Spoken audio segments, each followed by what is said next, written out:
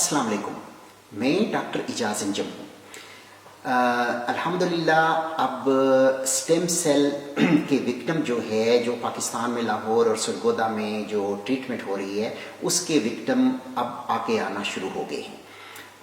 पिछले दिनों हमारे हॉस्पिटल में एक उनका विक्टिम हमारे पास आया, तो मैंने उससे थोड़ी सी बात की और उसमें जो है वो जो उसने मुझसे कन्वर्सेशन की वो मैं आपको सुनाता हूँ। तो ये इस स्टेम सेल फ्रॉड के सिलसिले में एक कड़ी है जो लाहौर में और सरगोदा में एक लेडी डॉक्टर जो है ना वो लोगों के साथ कर रही हैं। तो मैं लोगों को जो है वो आगाह करना चाहता हूँ कि ये कोई ट्रीटमेंट नहीं होती और ये सिर्फ एक हक खतीब स्टाइल की एक एडवर्टाइजमेंट है जिसमें लोगों को आगे बढ़ा के और ये कहलवाया जाता है कि जनाब हमारे स्टेम सेल से करने के बाद हमारे जरासीम आ गए हैं और हमारा प्रेगनेंसी हो गई है और हमारी जो है वो बच्चे भी पैदा हो गए हैं। तो इस तरह की जो है ना वो बातें की जाती हैं। तो आप इन साहिब का ये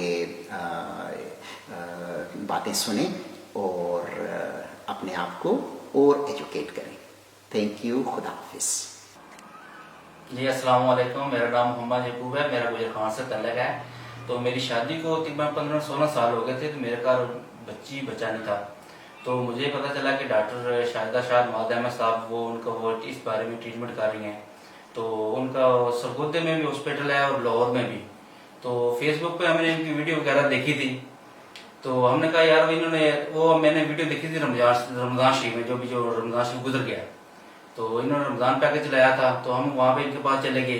तो इन्होंने रिक्वायरमेंट थी कि अपने सैलरी स्लिप लेके आनी है, जिन्होंने प्रोसेस तस्दीक करवा के लेके आनी दरखास्त की। तो कोई ज़कात फॉर्म का बोला था, बिजली गैस का बिल बोला था इन्होंने। तो वो मैं इनकी रिक्वायरमेंट पूरी करके वो मैं अपने साथ लगा के तो मैं लेके चला गया था। तो मैं वैसे प्राइवेट बैंक में जॉब करता हूँ मैं। तो 25,000 रुपये मेरी सैलरी है। तो वो मैं लेके चला गया। तो पहले मेरी 2-3 दफ़ा बायोप्सी वगैरह हुई थी, तो उसमें मेरे स्पर्म वगैरह थे।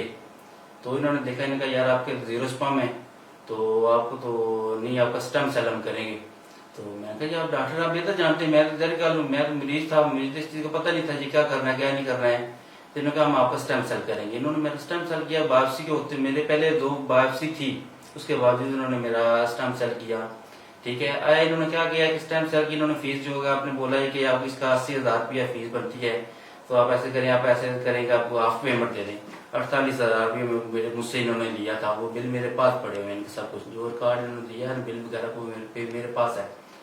तो इन्होंने मेरी स्टेम सेल किया। तो स्टेम से बायोप्सी पहले मेरे स्पर्म वगैरह थे, तो उसमें मेरे स्पर्म वगैरह इंशाल्लाह अल्लाह का करम हुआ, मेरे वो स्पर्म वगैरह आ गए। इन्होंने मेरा फिर वो किया। वैसे ही इन्होंने जब मेरा स्टेम सेल किया तो मुझे पेन वगैरह बहुत ज्यादा हुई इस वक्त में। तो इन्होंने फिर मेरी बायोप्सी वगैरह की। इन्होंने मुझे बोला जी आपके स्पर्म वगैरह आ गए, तो आप लाहौर आ जाए। तो मैं लाहौर में चला गया इनके पास में। इन्होंने कहा जी आप अगला प्रोसेस शुरू करेंगे, तो आप इसके लिए 3,69,000 रुपया आप जमा करवाएं। तो मैंने कहा मैडम मैं गरीब आदमी हूँ, मैं इतने पैसे अफोर्ड नहीं कर सकता हूँ, मैं एक प्राइवेट बैंक में जॉब करता हूँ, 25,000 रुपये मेरी सैलरी है, रमजान पैकेज में मैं आया हूँ। तो उन्होंने बोला कि निप करा से आप आराम से चले जाए, आप घर चले जाए, बैठ जाए जाके भी। तो वो मेरे पास पड़ा हुआ जब जिस कागज में मुझे लेकर दिया, फिर मैंने वहां से किसी हॉस्पिटल से मैंने यार इतनी मेरी तलीम वगैरह भी नहीं, हमारा क्वेश्चन ये है कि आप की पहले जो बायोप्सीज हुई थी उनमें आपके स्पर्म आए थे, उनसे इनसे स्टेम सेल से पहले जो बायोप्सीज थी? जी बिल्कुल। वो जो ये बात है कि मैं जो पहले जो 2 बायोप्सी हुई हैं, हाँ, उनमें शुक्र अल्हम्दुलिल्लाह अल्लाह के ज़ात का बड़ा करम है, मेरे जरासीम थे। उसका कोई प्रूफ है आपके पास? वो मेरे पास पड़ी हुई हैं। तो फिर इन्होंने स्टेम सेल की ज़रूरत क्यों महसूस की? ये तो मैं कुछ भी इस बारे में नहीं कह सकता कि इन्होंने क्यों जरूरत पा, लेकिन इनको करना नहीं चाहिए था स्टेम सेल मेरा, क्योंकि मेरे पास पहले 2 बायोप्सी थी, उनमें स्पर्म अकाउंट मेरे थे, स्पर्म थे उसमें, पर लेकिन बायोप्सी का इनका हक नहीं बनता था। पर लेकिन उन्होंने फिर भी की, मेरी वो स्टेम सेल किया। स्टेम सेल तो मेरे ख्याल में कुछ भी नहीं चाहिए, वैसे ही फ्रॉड है। तो लोगों से पैसे भरने वाला तरीका है इनका। पर लेकिन चलो अल्लाह पाक इनसे वो इंशाल्लाह गरीबों से ये पैसे ले रही हैं, तो इंशाल्लाह पाक इनसे पैसे ये निकालेगी। तो मुझसे तो इन्होंने लिए हैं, मैं तो डंडे की चोट पे कह रहा हूँ, मुझसे बेर सारे इन्होंने ज्यादती की है। तो इंशाल्लाह अल्लाह की ज़ात पर ये पैसे इनसे निकालेगा इंशाल्लाह। ये बड़े बड़े मैंने इनके अभी फेसबुक पे मैं देख रहा हूँ, मैं या इनके जो बड़े बड़े प्रोग्राम कर रही हैं, ये बड़े बड़े पैसे डाल रहे हैं, बड़े मेहंदी के फंक्शन हो रहे हैं, शादी के हो रहे हैं, ये सालगिरह के हो रहे हैं जी, कभी किसकी साल में कभी इसी तरह इनके पैसे निकलेंगे, गरीबों से ले रही हैं तो अल्लाह की ज़ात ऐसे इनके पैसे निकालेगी। तो वो नहीं हमारे फिर भी चलो सब्र है इंशाल्लाह, इंसाफ तो इंशाल्लाह अल्लाह की ज़ात में होगा इंशाल्लाह, अल्लाह कैसे करेगा।